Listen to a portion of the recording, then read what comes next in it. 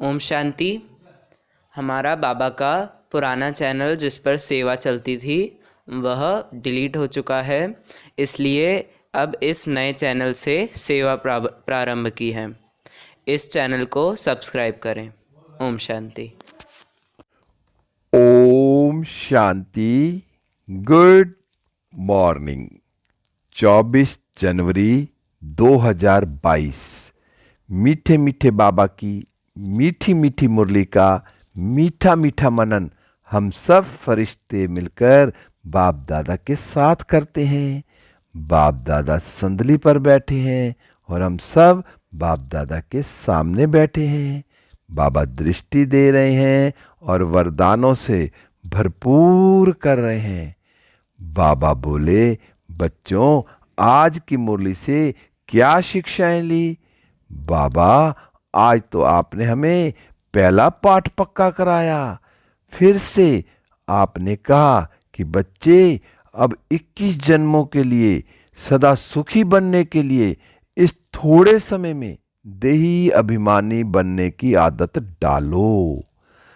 संगम पर बाबा ने आकर हम बच्चों को नॉलेज दी कि बच्चे तुम देह नहीं आत्मा हो, और जितनी आत्मा की प्रैक्टिस अभी संगम पर करेंगे, जितना मैं देही अभिमानी बनूंगी, उतना मुझे 21 जन्मों के लिए सुख मिलेगा। तो मैं आत्मा अपने आप को चेक करूं कि मैं सारा दिन अपने को आत्मा समझकर कार्य करती हूं, देही अभिमानी बनकर कार्य करती हूं। जब दिल करे देह में आया और कर्म किया और फिर उड़ चले। सारा दिन मैं यही एक प्रैक्टिस करूं जो शुरू में ब्रह्मा बाबा ने करी कि मैं आत्मा हूं, यशोदा आत्मा है, नारायण आत्मा है, कॉपियां भर दी बाबा ने। तो मैं भी इस आत्मा बनने की प्रैक्टिस, जो मैं हूं, जिसको मैं भूल गई हूं 63 जन्म तक देह भान में आकर, मैं अपने आप को भूल गई कि मैं जो एक्चुअल में थी आत्मा, आत्मा ना समझ अपने आप को देह समझ बैठी। तो आज बाबा ने बार बार पूरी मुरली में कहा कि बच्चे अपने को आत्मा समझो, अपने को आत्मा समझो, देही अभिमानी बनकर कार्य करो। फिर बाबा आज आपने प्रश्न में पूछा कि दैवी राजधानी स्थापन करने के लिए हर एक को कौन सा शौक होना चाहिए? और बाबा तो हमेशा शौक किसके लिए कहते हैं? बाबा कहते हैं शौक होना चाहिए सर्विस करने का, ज्ञान रत्नों का दान करने का। यही एक शौक रखना है। दो ही शौक पूरे करने हैं कि एक तो मैं देही अभिमानी बनूं सारा दिन, और दूसरा बाबा की सर्विस में लग जाऊं। करण करावनहार करा रहा है मुझ इंस्ट्रूमेंट के थ्रू, तो मैं आत्मा सारा दिन बाबा की सर्विस करती रहूं। बाबा ने कहा तुम्हारा यही मिशन है कि पतितों को पावन बनाने की, इसलिए बच्चों को राजाई की वृद्धि करने के लिए खूब सर्विस करनी है। अगर 21 जन्मों में राजा बनना है, और राजा बनना सिर्फ राजा बनना, राजा कौन होगा? जो प्रजा पर भी राज करेगा। तो राजाई जो पानी है और उसमें अच्छी तरह खूब वृद्धि हो, तो उसके लिए बाबा ने कहा अभी सर्विस करनी है संगम पर। फिर बाबा ने आज सर्विस के भी हमें बहुत अच्छे अच्छे पॉइंट्स बताए। बाबा ने कहा कि जहां भी मेले आदि लगते हैं ना, लोग स्नान करने जाते हैं, वहां जाकर पर्चे छपवा कर बांटो। बहुत दिनों बाद मुरली में आया है। पहले तो बाबा की मुरली में बीच बीच में रोज चौथे पांचवें दिन आ जाता था एक हफ्ते में कि हेलीकॉप्टर से भी पर्चे छपवाओ, डलवाओ। पर्चे छपवा कर और फिर क्या करना है, हेलीकॉप्टर से डलवाने हैं। पहले शुरू शुरू में बचपन में हम देखते थे हेलीकॉप्टर से पर्चे बहुत आते थे। तो अब वो टाइम तो नहीं है, लेकिन बाबा उस टाइम कहते थे मुरलियों में कि बाबा कहते कि हेलीकॉप्टर से भी पर्चों को सारी जगह डलवाओ। तो अब तो बाबा कह रहे हैं कि जहां भी कुंभ का मेला लगे, कहीं भी कोई भी बड़ा प्रोग्राम है, जाके सर्विस करनी है और लाखों पर्चे छपवाने हैं। और फिर बाबा ने बताया कि कैसे पर्चे छपवाने हैं और कैसे ढिंढोरा पीटना, सारा आज बाबा ने मुरली में क्लियर किया कि किस किस पॉइंट पर पर्चे छपवाने। फिर बाबा ने आज गीत चलाया, तुम्हें पाकर हमने जहां पा लिया। जहाँ तो जहाँ, तीनों जहाँ पा ली अब तो बाबा के बनने से। हैं, बाबा ने तीनों जहाँ की नॉलेज दे दी। फिर बाबा ने कहा, जो निराकार शिव बाबा बैठकर बच्चों को क्या समझाते हैं कि बच्चे देही अभिमानी बनो। बार बार आज बाबा कह रहा है कि अपने को आत्मा समझो, बाप को याद करो, हम आत्मा हैं। हमको बाप पढ़ाते हैं, बाबा ने समझाया है कि जो संस्कार है ना वो आत्मा में होते हैं सारे। बाबा ने कहा जब रावण राज्य था ना, जब माया, जब रावण राज्य आता है तो क्या होता है, तो भक्ति मार्ग शुरू होता है। और जब क्या हो जाता है, भक्ति मार्ग में देह अभिमानी बन जाते हैं। और जब भक्ति पूरी होती है तो अंत में बाबा आकर क्या कहते हैं बच्चों को कि बच्चे देही अभिमानी बनो। तुमने जप तप दान पुण्य आदि किए, उससे कोई फायदा नहीं हुआ। 5 विकार तुम्हारे में प्रवेश होने से तुम क्या बन गए, देह अभिमान में आ गए। और रावण ही तुमको देह अभिमानी बनाता है। तो बनाने वाला कौन है, रावण। और असल में बाबा ने कहा वास्तव में तुम कौन हो, वास्तव में तो कौन है, हम देही अभिमानी थे। फिर से यही प्रैक्टिस करनी है कि मैं आत्मा परम धाम से आई थी यहाँ पाठ बजाने, और यहाँ पाठ बजाते बजाते क्या हो गई, उसी में खो गई, देह अभिमान में ही आ गई। अब बाबा फिर से आए हैं कि बच्चे स्मृति दिला रहे हैं कि तुम देह अभिमानी नहीं हो, तुम कौन हो, देही अभिमानी आत्मा हो। बाबा ने कहा सतयुग में ये 5 विकार होते ही नहीं है। तो सारा ध्यान कहाँ रखना है कि मैं आत्मा हूं। बाबा ने कहा जो इस समय बॉडी कॉन्शियस है और सोल कॉन्शियस कब होते हैं, परम धाम में, सतयुग में सोल कॉन्शियस, और यहाँ बॉडी कॉन्शियस बन गए। और अब बाबा ने कहा संगम पर फिर से प्रैक्टिस करनी है कि मैं आत्मा हूं, मैं आत्मा हूं। बाबा ने कहा जब तुम आत्माभिमानी बन जाते हो ना तो सदैव सुखी रहते हो, और सोल कॉन्शियस होने से तुम्हारे विक्रम विनाश हो जाते हैं। इसलिए बाबा बार बार समझाते हैं कि मुझे याद करो तो तुम्हारे विक्रम विनाश हो जाएंगे। बाबा ने कहा वह गंगा स्नान जाकर करते हैं, परंतु वह कोई पतित पावनी तो है नहीं, ना योग अग्नि है जिससे विक्रम भस्म होते हैं। विक्रम तो सिर्फ किससे भस्म होते हैं, योग अग्नि से भस्म होते हैं कि मैं आत्मा हूं। और जितना बाबा को याद करेंगे उतना हमें क्या मिलेगा, हमें ऊंच पद मिलेगा, हमारे विक्रम विनाश होंगे। बाबा ने कहा ऐसे ऐसे मौकों पर ना तुम्हें सर्विस का चांस मिलता है, जैसा समय वैसे सर्विस। बाबा ने कहा कितने ढेर मनुष्य जो है ना कुंभ के मेले में स्नान करने जाते हैं। फिर आज बाबा ने बताया कि पर्चों में भी क्या लिखना है। पर्चों में लिखना है भाइयों बहनों विचार करो, पतित पावन ज्ञान सागर और उससे निकली हुई ज्ञान नदियों द्वारा तुम पावन बन सकते हो। वाह, इस पानी के सागर और नदियों से तुम पावन बन सकते हो। बाबा ने कहा इस पहेली को हल किया तो सेकंड में तुम जीवन मुक्ति पा सकते हो, राज्य भाग्य का वर्षा भी पा सकते हो। जब ये लिखेंगे और उनसे पूछेंगे अब इन पर विचार करो, एक तरह की पहेली है। अगर जो आत्माएं समझ जाएंगी वो कहेंगी सही बात है, पानी तो हम स्नान करते करते हमें वर्षों हो गए, कितने जन्मों से हम भक्ति कर रहे हैं और स्नान कर रहे हैं, फिर भी हम पावन नहीं बने, ना हमें मुक्ति मिली। तो फिर वो इस चीज को जो आत्मा समझ जाएगी, जो हमारे कुल की होगी, फौरन भाग के आएगी और समझेगी। तो बाबा ने कहा ऐसे ऐसे पर्चे हर सेंटर वालों को छपवाने चाहिए, सेंटर पे भी जो है ना हर बांटने चाहिए कि नदियां निकलती हैं बहुत दूर से। बाबा ने कहा नदियां तो जहां तहां बहुत हैं, फिर क्यों कहते हैं कि इसी ही नदी में स्नान करने से पावन होंगे, खास एक जगह पर इतना खर्च कर तकलीफ करके क्यों जाते हैं। बाबा ने कहा ऐसे तो नहीं एक दिन स्नान करने से पावन हो जाएंगे, स्नान तो जन्म जन्मांतर करते हैं। तो अब बाबा ने क्लियर कर दिया कि बच्चे पानी से पावन नहीं बनेंगे, ना स्नान करने से, पावन तो बनेंगे किससे, योग अग्नि से, भगवान को याद करने से। फिर बाबा ने आज ये कहा कि शिव शिव भी बोलने की दरकार नहीं है, शिव शिव बोलने से भी कोई पाप कर्म नहीं कटेंगे। सिर्फ एक अपने को आत्मा समझ और परमात्मा को याद करेंगे, तो मैं जितना याद करेंगे उतने पाप भस्म होंगे, विक्रम विनाश होंगे और हम सतयुग में ऊंच पद पाएंगे। बाबा ने कहा जगह जगह पर सर्विस करनी है, एक ही पॉइंट मुख्य है, आकर समझो कि सेकंड में मुक्ति, जीवन मुक्ति कैसे मिलती है। फिर बाबा ने कहा मुख्य सेंटर्स की एड्रेस भी डाल दो पर्चों में, फिर पढ़े व ना पढ़े उनकी मर्जी। बाबा ने कहा फिर आज त्रिमूर्ति के चित्र पर भी समझाना चाहिए कि ब्रह्मा द्वारा स्थापना जरूर होनी है, दिन प्रतिदिन मनुष्य समझते जाएंगे। तो बार बार आज बाबा ने बार बार कहा कि बच्चे बस तुम लिख सकते हो कि बाप ने समझाया, मन मना भव, पतित पावन बेहद के बाप को याद करो तो विक्रम विनाश हो जाएंगे। याद की यात्रा भी तुम बच्चों को बार बार समझाई जाती है।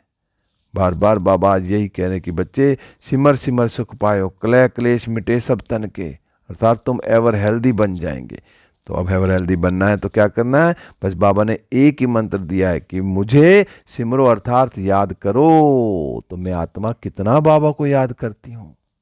फिर बाबा ने कहा कई बच्चे तो बहुत सर्विस करते हैं और कई बच्चों का तो सर्विस का शौक भी नहीं है, ध्यान में नहीं आता कि कैसे सर्विस करें। बाबा ने कहा इसमें ना बड़ी अच्छी चमत्कारी बुद्धि चाहिए। बाबा ने कहा जिनके पैरों में ना देह अभिमान की कड़ियां जंजीर पड़ी है ना, तो देह अभिमानी बन नहीं सकती हैं। अब मैं आत्मा चेक करूं कि अभी भी मैं देह अभिमान में रहती हूं या सारा दिन देही अभिमानी बनने की प्रैक्टिस करती हूं। बाबा ने कहा समझा जाता है यह क्या जाकर पद पाएंगे, तरस पड़ता है किन पर, जो अभी तक भी क्या है, देह अभिमान के चक्कर में। बाबा ने कहा सब सेंटर्स में देखा जाता है कि कौन कौन पुरुषार्थ में तीखे जा रहे हैं। फिर बाबा ने आज बताया कोई तो अक के फूल हैं, कोई गुलाब के फूल हैं, तो अपने आप को चेक करना चाहिए कि मैं कौन सा फूल हूँ। अगर बाबा कहते हैं जो सर्विस करते हैं ना, तो वो कौन से फूल हो जाएंगे, वो गुलाब के फूल, और जो नहीं सर्विस करेंगे वो अक के फूल ही रह जाएंगे। तो बाबा ने कहा तुम हीरे जैसा बनने का पुरुषार्थ कर रहे हो, तो मैं आत्मा अपनी आत्मा को चमका रही हूँ, हीरे जैसा पुरुषार्थ कर रही हूँ। बाबा ने कहा कोई तो सच्चा हीरा है और कोई कौन है, काले झुंझार भी हैं। अब हर एक को अपना ख्याल करना है, पहले अपना ख्याल करना है। जब मैं आत्मा देही अभिमानी बनूंगी तो फिर मैं दूसरों की सेवा भी कर सकूंगी। मुझे तो हीरे जैसा बनना है। अपने आप से पूछना कि हम हीरे जैसा बने हैं। तो आज बाबा ने सारी मुरली में सेवा के लिए और आत्म अभिमानी बनने के लिए कहा है। फिर आज बाबा ने वरदान दिया। बाबा ने कहा कर्मातीत भव। बाबा ने कहा कर्म करते हुए न्यारी और प्यारी अवस्था में रहे, हल्केपन की अनुभूति करने वाले कर्मातीत भव। बाबा ने कहा कर्मातीत क्या, कर्मातीत अर्थात न्यारा और प्यारा। बस कर्म किया और करने के बाद ऐसा अनुभव हो जैसे कुछ किया ही नहीं है। तो मैं आत्मा ऐसा कर्म करती हूं कि कर्म करने के बाद मैं हल्की रहती हूं, और जितने ज्यादा कर्म करूंगी, कितना भी काम करूं, लेकिन मेरा हल्कापन बढ़ता जाए। तो ऐसी स्थिति का अनुभव करने से सदा बाबा ने कहा हल्कापन रहेगा। तो कर्म करते तन भी हल्का, मन की स्थिति भी हल्कापन हो, और जितना भी कार्य बढ़ जाए फिर भी बाबा कहते हैं हल्कापन ही बढ़ता जाए। बाबा ने कहा कर्म अपनी तरफ आकर्षित ना करे। कर्म कब अपनी तरफ आकर्षित करेगा, कि जब मैं आत्मा उस कर्म को ये सोच के करूंगी कि बस मैं कर रही हूं। जब मैं ये सोच करूंगी कर्म कराने वाला स्वयं परमात्मा है, करण करावन हार मुझसे करा रहा है, मैं तो हूं ही आत्मा। क्योंकि जब मैं कर्म इंद्रियों की मालिक बन के कर्म करूंगी ना, तो थकावट नहीं होगी, और जब मैं कर्म इंद्रियों के वश में होकर कार्य करूंगी तो मैं थक जाऊंगी और हल्केपन की अनुभूति भी नहीं होगी। तो हल्केपन की अनुभूति कब होगी, मालिक होकर ना कर्म इंद्रियों से कर्म कराना और संकल्प में भी हल्कापन अनुभव करना। कर्म का क्या रिजल्ट है, कुछ नहीं, बाबा ने कराया, जो हुआ कर्म का फल वो भी बाबा को समर्पित। बाबा ने कहा यही कर्मातीत बनना है। तो मैं सारा दिन न्यारी प्यारी होकर आत्मा कर्म करूं, हर कर्म का फल बाबा को दे दूं। बाबा ने फिर स्लोगन में कहा कि सर्व प्राप्तियों से सदा संपन्न रहो तो सदा हर्षित, सदा सुखी और सदा खुश नसीब बन जाएंगे। अब सर्व प्राप्तियों से संपन्न कैसे रहेंगे, जितना मैं अपने को देही अभिमानी बन के कर चलूंगी कि मैं आत्मा हूं, परमात्मा से जितना मैं योग लगाऊंगी, जितना मैं बाबा की याद में रहूंगी कि बाबा ने मुझे सारी शक्तियां दे दी, सारे गुण दे दिए, हल्कापन का महसूस होगा, और सदा खुशी में रहूंगी कि मेरे साथ कौन है, स्वयं परमपिता परमात्मा है। भगवान ने आकर मुझे सारी प्राप्तियां दे दी, दुनिया में भी जब कितना थोड़े काल के लिए भी जो उसके पास बहुत धन होता है ना, तो वो कहता है मेरे लिए तो स्वर्ग यही है, सुखी हूँ मैं तो। लेकिन वो थोड़े क्षण भंगुर का। लेकिन बाबा ने हमें कितनी प्राप्तियां दी संगम पर, और सारी प्राप्तियां लेकर मैं क्या रहूँगी, सदा हर्षित रहूँगी, सदा सुखी रहूँगी और खुश नसीब बन जाऊँगी। फिर आज मातेश्वरी जी के महावाक्य भी चले। तो आज मातेश्वरी जी के महावाक्य में मम्मा ने कहा कि किस्मत बनाने वाला परमात्मा है, किस्मत बिगाड़ने वाला खुद मनुष्य है। कहते ना भगवान ही करता अच्छा बुरा नहीं। आज क्लियर कर दिया मम्मा ने कि जो किस्मत बनाने वाला परमात्मा है लेकिन बिगाड़ने वाला मनुष्य है। क्योंकि जब शुरू में जब हम आत्माएं थी परम धाम में और सतयुग में आई और फिर त्रेता में आई तो सुखी थे ना। फिर जैसे जैसे नीचे उतरते गए द्वापर से हम पाप कर्म करते गए तो अपनी किस्मत को बिगाड़ते गए। हमारी कलाएं कम हो गई, हमारे कर्म ऐसे हो गए और हम देही अभिमानी से देह अभिमानी बन गए, तो हमारी किस्मत बिगड़ गई। लेकिन फिर बाकी यह जरूर है कि किस्मत बनाने वाला तो परमात्मा ही है। अब बाबा बिगड़ी हुई किस्मत को बनाने के लिए आए हुए हैं। कोई मनुष्यों की कोई बिगड़ी नहीं बनाएगा, उसको कोई सुधारेगा, किस्मत बनाएगा। अब ये किस्मत बने कैसे बाबा ने कहा, और फिर गिरे कैसे, ये भी क्लियर कर दिया कि इस पर समझाया जाता है मनुष्य जब अपने को जानते हैं और पवित्र बनते हैं तो फिर से वो बिगड़ी हुई किस्मत को अच्छी किस्मत बना देते हैं, तकदीर को बना लेते हैं कि मैं कौन हूं, मैं आत्मा हूं। और मैं जब बाबा की श्रीमत पर चलकर अपने आप को जितना पावन बनाऊंगी तो मेरी किस्मत बनती जाएगी, तकदीर बनती जाएगी। और तकदीर बिगड़ी कैसे, जैसे जैसे हम पतित बनते गए, नीचे उतरते आए तो हमारी तकदीर बिगड़ती गई। अब ये भी बाबा ने मम्मा ने कहा कि क्लियर कैसे हो कि परमात्मा तो निराकार है, वो आकर हमारी किस्मत कैसे बनाएगा, तकदीर को कैसे बनाएगा। फिर मम्मा ने समझाया कि जो ये निराकार परमात्मा ना कैसे साकार ब्रह्मा तन में आकर हमें अविनाशी नॉलेज द्वारा हमारी बिगड़ी हुई तकदीर को बनाते हैं। तो हमारी तकदीर कैसे बनी, संगम पर स्वयं परम पिता परमात्मा शिव बाबा परम धाम से इस धरती पर ब्रह्मा के तन में आकर हमें मनुष्य से देवता बनाने की, हमारी बिगड़ी को अच्छी तकदीर बनाने के लिए हमें भगवान नॉलेज देते हैं। बाकी कोई मनुष्य आत्मा मनुष्यों की तकदीर नहीं बना सकती। तकदीर को जगाने वाला तो एक कौन है, परम पिता। बाबा ने कहा तभी तो उन्हों की यादगार में मंदिर बने हुए हैं। तो मुझे अपनी तकदीर बनानी है उस बाबा की याद से, परम पिता परमात्मा की याद से। फिर आज लवलीन स्थिति का अनुभव कैसे करना है, बाबा ने कहा जिस समय जिस संबंध की आवश्यकता हो ना उसी संबंध से भगवान को अपना बना लो, बस लवलीन स्थिति हो जाएगी।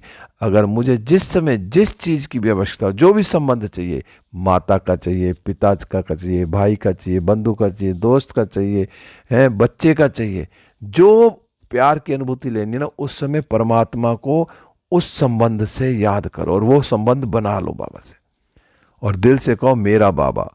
और बाबा भी क्या क्या है कि मेरे बच्चे। बाबा ने कहा इसी स्नेह के सागर में समा जाओ।